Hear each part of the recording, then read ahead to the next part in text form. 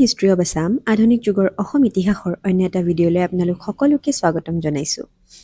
মই ইতিমধ্যে অসম ইতিহাসৰ ওপৰত কেইবাটাও ভিডিঅ' বনাইছোঁ আৰু ইয়াৰ আগৰ ভিডিঅ'টোত অসমত হোৱা চিভিল ডিছঅবিডিয়েন্স মুভমেণ্ট অৰ্থাৎ আইন অমান্য আন্দোলনৰ প্ৰভাৱ অসমত কেনেকৈ পৰিছিলে সেই বিষয়ে আলোচনা কৰিছিলোঁ আৰু আজিৰ ভিডিঅ'টোত তাৰ পৰৱৰ্তী সময়ত কেনেকুৱা ধৰণৰ পৰিৱৰ্তন আহিছিলে সেই বিষয়ে আলোচনা কৰিম। ভিডিঅ'টো আৰম্ভণি কৰিবলৈ যোৱাৰ আগতে আপোনালোকৰ ওচৰত এটা অনুৰোধ, যদি আপোনালোকে মোৰ ভিডিঅ'সমূহ চাই আছে তেতিয়াহ'লে প্লিজ মোৰ চেনেলটো ছাবস্ক্ৰাইব কৰি দিব। আপোনালোকৰ এটা ছাবস্ক্ৰিপশ্যনে যথেষ্ট অনুপ্ৰেৰণা দিয়ে পুনৰবাৰ আকৌ এটা ভিডিঅ' বনাবৰ বাবে। এতিয়া আহক আৰম্ভ কৰোঁ। ইয়াৰ আগৰ ভিডিঅ'টোত আমি চাইছিলোঁ যে অসমত কেনেকৈ চিভিল ডিছঅবিডিয়েন্স মুভমেণ্টৰ প্ৰভাৱ পৰিছিলে, তাৰ পৰৱৰ্তী সময়ত কি হৈছিলে সেই বিষয়ে ইয়াতে আলোচনা কৰিম। আমি অসমৰ বিষয়ে আলোচনা কৰাৰ আগতে সৰ্বভাৰতীয় স্তৰত কি হৈছিলে সেইটো চোৱাটো অতি প্ৰয়োজনীয়, তেতিয়া গোটেই কনচেপ্টটো আমাৰ বুজাত বহুত বেছি সহায় হ'ব। আজি বিশেষকৈ এই ভিডিঅ'টোত গভৰ্ণমেণ্ট অফ ইণ্ডিয়া এক্ট 1935 আৰু ছাদুল্লা মিনিষ্ট্ৰীৰ বিষয়ে আলোচনা কৰিম। আহক চাওঁ। বিশেষকৈ 1935ত ভাৰতত এখন নতুন এক্ট প্ৰণয়ন হৈছিলে, যিখনৰ নাম হৈছে গভৰ্ণমেণ্ট অফ ইণ্ডিয়া এক্ট 1935। অৰ্থাৎ চিভিল ডিছঅবিডিয়েন্স মুভমেণ্টৰ পিছত ব্ৰিটিছ চৰকাৰে অসমত এখন নতুন আইন প্ৰণয়ন কৰে আৰু সেই আইনখন যিহেতুকে 1935ত প্ৰণয়ন কৰা হৈছিলে, সেয়েহে এই এক্টখনৰ নাম হৈছে গভৰ্ণমেণ্ট অফ ইণ্ডিয়া এক্ট 1935। তাৰপিছতে চাওঁ যে এই এক্টখনৰ প্ৰভিজনছবিলাক কি আছিলে। এই এক্টখনৰ জৰিয়তে বিফৰ ইণ্ডিপেণ্ডেন্স অৰ্থাৎ স্বাধীনতাৰ আগত মেজৰ কনষ্টিটিউশ্যনেল ৰিফৰ্মছবিলাক কৰা হৈছিলে। আৰু সেয়েহে যেতিয়া আমি পলিটিকেল ছায়েন্সত কনষ্টিটিউশ্যনৰ হিষ্ট্ৰীৰ বিষয়ে পঢ়োঁ বা হিষ্ট্ৰীত যেতিয়া আমি পষ্ট ইণ্ডিপেণ্ডেন্স এৰাৰ বিষয়ে পঢ়োঁ, তেতিয়াহ'লে এটা গুৰুত্বপূৰ্ণ টপিক হৈছে 1935ৰ এক্টখন। কাৰণ কি, যিবিলাক কনষ্টিটিউশ্যনেল ৰিফৰ্মছ হয় ভাৰতৰ, সেইটো ক'ৰ পৰা আৰম্ভ হৈছিলে, 1935ৰ এক্টখনৰ পৰা আৰম্ভ হৈছিলে। আৰু এই এক্টখনৰ পৰা বহুতবিলাক প্ৰভিজনছ আমাৰ বৰ্তমান সংবিধানখনত ইনক্লুড কৰা হৈছিলে। ইন্ট্ৰডিউচ প্ৰভিন্সিয়েল অটনমি, এই এক্টখনৰ জৰিয়তে প্ৰভিন্সিয়েল অটনমি অৰ্থাৎ প্ৰাদেশিক স্বায়ত্তশাসনৰ ব্যৱস্থা কৰা হৈছিলে। অৰ্থাৎ প্ৰত্যেকখন প্ৰভিন্সক, প্ৰত্যেকখন ষ্টেটক নিজাববীয়াকৈ গভৰ্ণমেণ্ট ফৰ্ম কৰিব পৰা অধিকাৰ দিয়া হৈছিলে। আৰু সেয়েহে আফটাৰ দিছ এক্ট 1935ৰ এই এক্টখনৰ পাছত 1937ত কিছুমান প্ৰভিন্সত কি হৈছিলে, ইলেকশ্যন হৈছিলে। আৰু এই ইলেকশ্যনটো কেতিয়া হৈছিলে, 1937ত হৈছিলে। এতিয়া আমি অকণমান চাই লওঁ এই এক্টখনৰ কিছুমান কি ফিচাৰ্ছৰ বিষয়ে। প্ৰথমৰটো মই অলৰেডি কৈছোঁ, প্ৰভিন্সিয়েল অটনমি। আৰু ছেকেণ্ডৰটো হৈছে ফেডাৰেল ষ্ট্ৰাকচাৰ। এই ফেডাৰেল ষ্ট্ৰাকচাৰটো কিন্তু ফুল্লি ইমপ্লিমেণ্টেড হোৱা নাছিলে। যদিও ফেডাৰেল ষ্ট্ৰাকচাৰৰ ওপৰত গুৰুত্ব দিয়া হৈছিলে, কিন্তু এইটো ফুল্লি ইমপ্লিমেণ্ট কৰা নাছিলে। এতিয়া প্ৰশ্নটো হ'ল যে ফেডাৰেল ষ্ট্ৰাকচাৰ মানেনো কি, বা ফেডাৰেল ষ্ট্ৰাকচাৰৰ অৰ্থটো কি হয়। ফেডাৰেল ষ্ট্ৰাকচাৰ মানে হৈছে যেতিয়া ক্ষমতা, মানে এনে এক ব্যৱস্থা য'ত দেশখনৰ শাসন বা দেশখনৰ ক্ষমতা দুখন চৰকাৰৰ মাজত বিভক্ত কৰি দিয়া হয়, কেন্দ্ৰ আৰু ৰাজ্যৰ মাজত যেতিয়া ভাগ কৰি দিয়া হয়, যাতে দুয়োটাই নিজৰ নিজৰ ফিল্ডত, নিজৰ নিজৰ ক্ষেত্ৰত সুন্দৰকৈ কাম কৰিব পাৰে, সেই ছিষ্টেমটোকে ফেডাৰেল ছিষ্টেম বুলি কোৱা হয়। অৰ্থাৎ divisions of power between central and state. বুজি পালেনে? অৰ্থাৎ divisions of power between central and state. এতিয়া এই ডিভিজনছ অফ পাৱাৰ তিনিখন লিষ্টৰ জৰিয়তে কৰা হৈছিলে। প্ৰথমখনৰ নাম হৈছে ফেডাৰেল লিষ্ট, ছেকেণ্ডখনৰ নাম হৈছে প্ৰভিন্সিয়েল লিষ্ট, আৰু থাৰ্ডখনৰ নাম হৈছে কনকাৰেণ্ট লিষ্ট। ফেডাৰেল লিষ্ট মানে যিবিলাক ক্ষমতা বা পাৱাৰ অনলি চেণ্ট্ৰেল গভৰ্ণমেণ্টে কণ্ট্ৰল কৰে, তাক কি বুলি কোৱা হয়, সেইখিনি কোনখন লিষ্টত অন্তৰ্গত থাকে, ফেডাৰেল লিষ্টৰ ভিতৰত অন্তৰ্গত থাকে। প্ৰভিন্সিয়েল লিষ্ট অৰ্থাৎ যিবিলাক ক্ষমতা বা যিবিলাক পাৱাৰ অনলি কোনে কণ্ট্ৰল কৰে, যিবিলাক বস্তু অনলি প্ৰভিন্সিয়েল গভৰ্ণমেণ্ট বা ষ্টেট গভৰ্ণমেণ্টে কণ্ট্ৰল কৰে, সেইখনক প্ৰভিন্সিয়েল লিষ্ট বুলি কোৱা হয়। আৰু কনক্ৰিট লিষ্ট মানে হৈছে, কনকাৰেণ্ট লিষ্ট বুলি মানে হৈছে যিবিলাক বস্তু দুখন গভৰ্ণমেণ্টে মিলি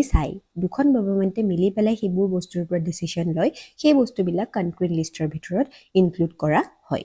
আৰু এই যিটো তিনিখন লিষ্টৰ ব্যৱস্থা বৰ্তমানো আমাৰ সংবিধানত আছে। এতিয়া গম পাইছেনে কেনেকৈ 1935ৰ এক্টখন আমাৰ সংবিধানৰ লগত ৰিলেটেড হয়। এতিয়া আমি চাওঁ প্ৰভিন্সিয়েল অটনমি মানে কি হয়। মই ইতিমধ্যে কৈছোঁ, যেতিয়া প্ৰভিন্সবিলাকে নিজাববীয়াকৈ কি কৰিব পাৰে, গভৰ্ণমেণ্ট ফৰ্ম কৰিব পাৰে। Provinces could form their own government, সেইটোৱে কি হয়, প্ৰভিন্সিয়েল অটনমি। আৰু এই ক্ষেত্ৰত গভৰ্ণৰৰ এটা স্পেচিয়েল পাৱাৰ থাকে। যেতিয়া কোনোবা চিফ মিনিষ্টাৰৰ অনুপস্থিতিত গোটেই কামখিনি কোনে চাব পাৰে, গভৰ্ণৰে চাব পাৰে। তাৰপিছতে হৈ গ'ল বিগিনিং অফ ৰেছপনচিবল গভৰ্ণমেণ্ট। আৰু এই প্ৰভিন্সিয়েল অটনমিৰ জৰিয়তে এখন ৰেছপনচিবল গভৰ্ণমেণ্টৰ যিটো ষ্টাৰ্টিং হয়, ক'ৰ পৰা আৰম্ভ হয়, প্ৰভিন্সিয়েল অটনমিৰ পৰাই আৰম্ভ হয়। আৰু মই যে ইতিমধ্যে কৈছিলোঁ 1935ত কি হয়, এখন আমাৰ এক্টখন আহে আৰু তাৰ পৰৱৰ্তী সময়ত 1937ত কি হয় প্ৰথমটো আমাৰ প্ৰভিন্সিয়েল ইলেকশ্যন হয় আৰু এই ইলেকশ্যনটো আৰু এখন উল্লেখযোগ্য মানে ষ্টেটতো হৈছিলে আৰু সেই ষ্টেটখনেই হৈছে আমাৰ অসম এতিয়া চাওঁ ইলেকশ্যন অফ 1937 আছাম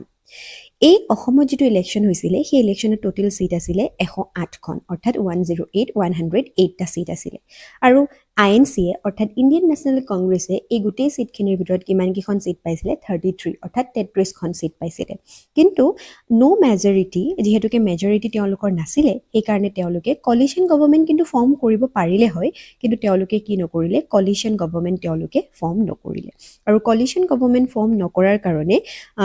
তেওঁলোকৰ ঠাইত এখন নতুন মিনিষ্ট্ৰী আহিলে আৰু সেই মিনিষ্ট্ৰীখনক আমি কোৱা হয় ছাদুল্লা মিনিষ্ট্ৰী কিয় ছাদুল্লা মিনিষ্ট্ৰী কাৰণ 1937 চনৰ নিৰ্বাচনৰ পিছত মেক্সিমাম জাগাতেই মেক্সিমাম অঞ্চলতেই ইণ্ডিয়ান নেশ্যনেল কংগ্ৰেছেই চৰকাৰ গঠন কৰিছিলে কিন্তু অসমত প্ৰথম চৰকাৰ গঠন কৰিছিলে ছাৰ মহম্মদ ছাদুল্লা এখেতে ছাৰ মহম্মদ ছাদুল্লাই প্ৰথম কি কৰিছিলে চৰকাৰ গঠন কৰিছিলে আৰু কিন্তু তেখেত চিফ মিনিষ্টাৰ হয় ছৈয়দ মহম্মদ ছাদুল্লা বা ছাৰ মহম্মদ ছাদুল্লা তেখেত চিফ মিনিষ্টাৰ হয় কিন্তু তাৰ পৰৱৰ্তী সময়ত 1938 চনত তেখেতে ৰিজাইন দিয়ে আৰু তাৰপিছতে কিন্তু ইণ্ডিয়ান নেশ্যনেল কংগ্ৰেছে কলিশ্যন গভৰ্ণমেণ্ট ফৰ্ম কৰিবলগীয়া হয় আৰু কলিশ্যন গভৰ্ণমেণ্ট মানে হৈছে মৰ্চা চৰকাৰ অৰ্থাৎ যেতিয়া কোনো এটা নিৰ্দিষ্ট দলে মেজৰিটি ভোটছ নাপায় তেতিয়া দুটা দলে একেলগে মিলি পেলাই যেতিয়া গভৰ্ণমেণ্ট ফৰ্ম কৰে দুটা বা তিনিটা দলে মিলি পেলাই যেতিয়া গভৰ্ণমেণ্ট ফৰ্ম কৰে তাক কলিশ্যন গভৰ্ণমেণ্ট বুলি কোৱা হয় যেনেকৈ কেতিয়াবা বিজেপি বা এজিপিয়ে গভৰ্ণমেণ্ট ফৰ্ম কৰিব পাৰে বিজেপি কংগ্ৰেছে মিলি পেলাই গভৰ্ণমেণ্ট ফৰ্ম কৰিব পাৰে this is basically the coalition government যেতিয়া ছাদুল্লাৰ কলিশ্যন গভৰ্ণমেণ্টে ৰিজিগনেশ্যন দিয়ে তাৰপিছত INCয়ে কলিশ্যন গভৰ্ণমেণ্ট ফৰ্ম কৰে আৰু তেতিয়া চিফ মিনিষ্টাৰ কোন হয় গোপীনাথ বৰদলৈ আৰু গোপীনাথ বৰদলৈ চিফ মিনিষ্টাৰ হয় 1938 এতিয়া চাওঁ যে 1938ৰ পিছত 1939ত সমগ্ৰ বিশ্বতে এটা ঘটনা আৰম্ভ হয় যেতিয়া এতিয়াও চলি আছে ৱৰ্ল্ড ৱাৰ 3 কথা আৰু ৱৰ্ল্ড ৱাৰ 2 কেতিয়া হৈছিলে 1939ত হৈছিলে আৰু ৱৰ্ল্ড ৱাৰ 1 কেতিয়া হৈছিলে 1914ত হৈছিলে ৰাইট এতিয়া যিমানবিলাক যুদ্ধ হৈ আছে ইৰাণৰ মাজত ইৰাণ ইজৰাইল আৰু আমেৰিকাই য'ত হেল্প কৰি আছে এই গোটেই ইনচিডেণ্টটোৰ কাৰণে মানুহে বহুতে কৈ আছে যে ৱৰ্ল্ড ৱাৰ 3 ষ্টাৰ্ট হৈ গ'ল হোপ চ' নহওক সকলোবিলাক সোনকালে শান্তি ঘূৰি আহক যি কি নহওক 1939ত কি হৈছিলে 1939ত ছেকেণ্ড ৱৰ্ল্ড ৱাৰ হয় আৰু 1914ত ফাৰ্ষ্ট ৱৰ্ল্ড ৱাৰ হয় 1939ত যেতিয়া ছেকেণ্ড ৱৰ্ল্ড ৱাৰ হয় সেইখিনি সময়ত ব্ৰিটেইনে কি কৰে তেওঁলোকো যিহেতুকে ৱৰ্ল্ড ৱাৰৰ এটা পাৰ্ট আছিলে তেওঁলোকে কয় যে ৱৰ্ল্ড ৱাৰত ভাৰতে কাক ছাপোৰ্ট কৰিছে কমপ্লিটলি ব্ৰিটিছক অৰ্থাৎ ব্ৰিটেইনক ছাপোৰ্ট কৰিছে আৰু সেই কথাটো যেতিয়া আমাৰ ভাৰতীয়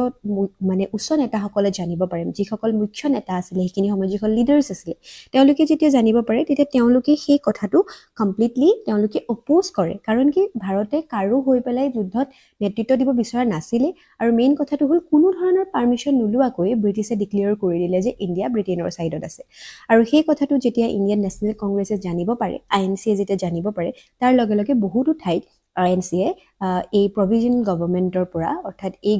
প্ৰভিজনেল অট'নমিৰ পৰা তেওঁলোকে কি কৰে ৰিজাইন দি দিয়ে তেওঁলোকে গভৰ্ণমেণ্টৰ পৰা ৰিজাইন দি দিয়ে আৰু তাৰ ভিতৰত অসমৰ গভৰ্ণমেণ্টটো আছিলে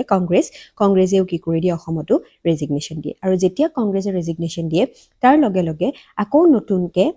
ছাদুল্লাৰ গভৰ্ণমেণ্টখনেই ফৰ্ম কৰা হয় আৰু ছাদুল্লাই মুখ্যমন্ত্ৰী হয় আৰু Syed Muhammad Saadulla was the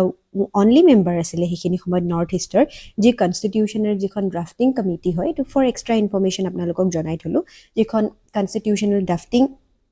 community মানে কনষ্টিটিউশ্যনৰ যিখন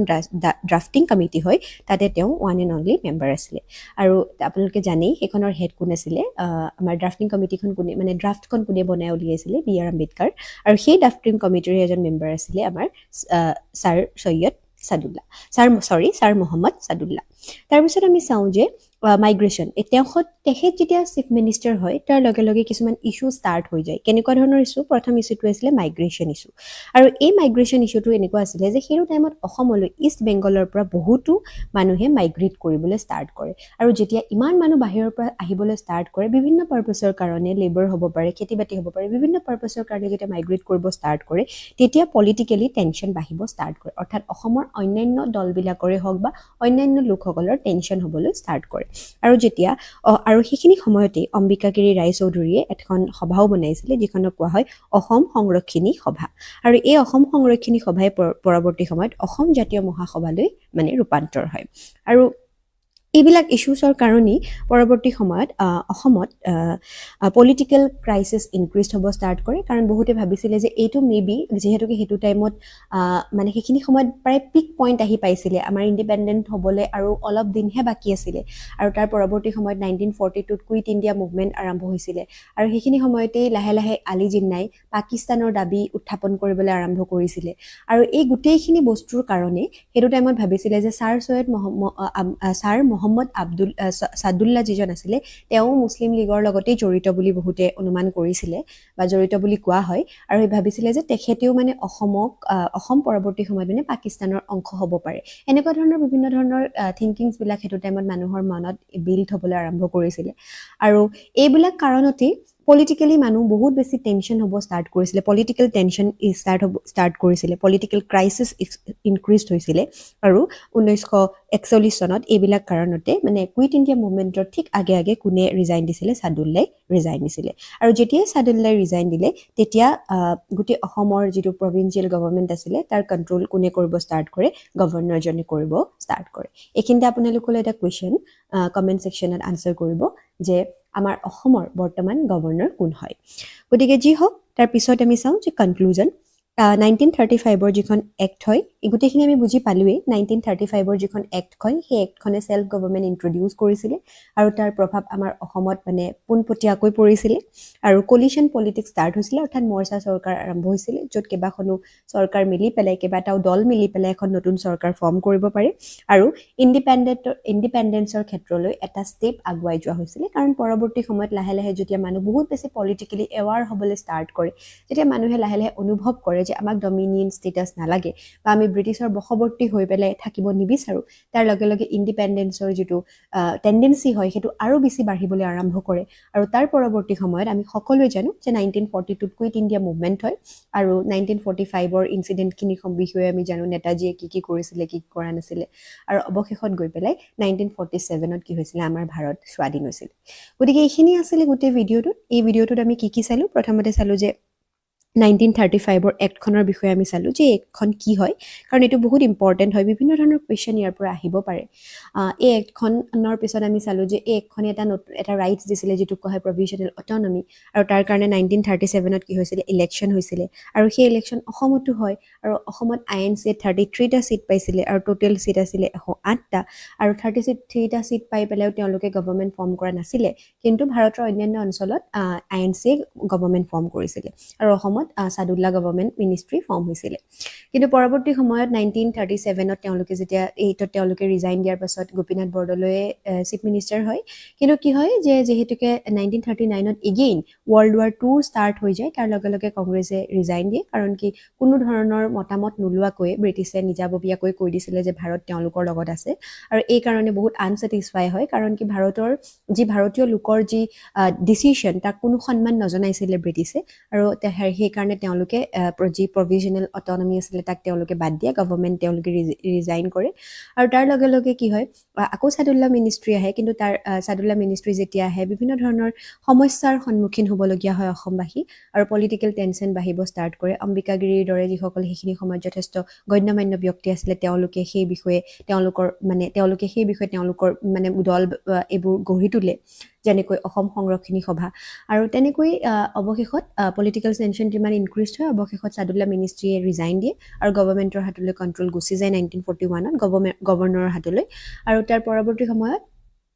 1942ত সমগ্ৰ ভাৰততে কুইট ইণ্ডিয়া মুভমেণ্ট আৰম্ভ হয় আৰু ইয়াৰ পিছৰ ভিডিঅ'টোত কুইট ইণ্ডিয়া মুভমেণ্টৰ প্ৰভাৱ অসমত কেনেকৈ পৰিছিলে আৰু গোটেই সৰ্বভাৰতীয় প্ৰেক্ষাপটতনো এই আন্দোলনটো কিয় হৈছিলে কেনেকৈ হৈছিলে সেই বিষয়ে পুংখানুপুংখভাৱে আলোচনা কৰিম যদি আপোনালোকে ভিডিঅ'টো চাই ভাল পালে প্লিজ মোৰ